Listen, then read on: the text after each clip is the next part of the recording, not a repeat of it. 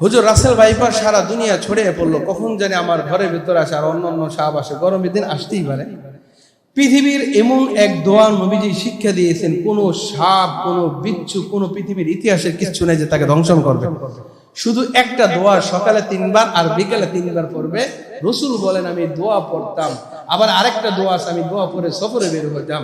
পৃথিবীর কোনো সাপ নাই যে তাকে ধ্বংসন করবে। দোয়াটা শিখবে? হ্যাঁ, একদম সংকীর্ণ সহ আমি বলে দিতেছি। আউযু বিকালিমাতিল্লাহি তাম্মাতি মিন শাররি মা খালাক। দোয়া এতটুকুই। তাহলে সকালে এবং সন্ধ্যায় যদি কেউ দোয়া পাঠ করে, তাহলে তাকে সাপ নামক কোনো জন্তু, কোনো বিষ, কোনো কুকুর তাকে কামড় দিতে পারবে না।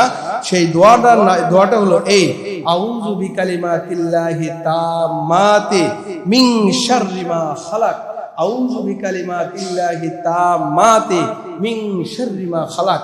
এই দোয়াটা আপনার শিখতে হবে। কেউ যদি ভালো থাকেন এই দোয়াটা লিখে লিখে মসজিদে ওয়ালে দিতে পারে। হাদিসের ভেতরে এই দোয়াটা আছে, নবীজি শিক্ষা দিয়েছে। 2 নম্বর দোয়া আপনি পড়তে পারেন সকাল সন্ধ্যা 7 বার করে, সালামুন আলা নূহিন ফিল আলামিন। এই দোয়াও যদি কেউ পড়ে, সালামটা যদি কেউ পড়ে, পৃথিবীর কোনো সাপ তাকে স্পর্শ করতে পারবে।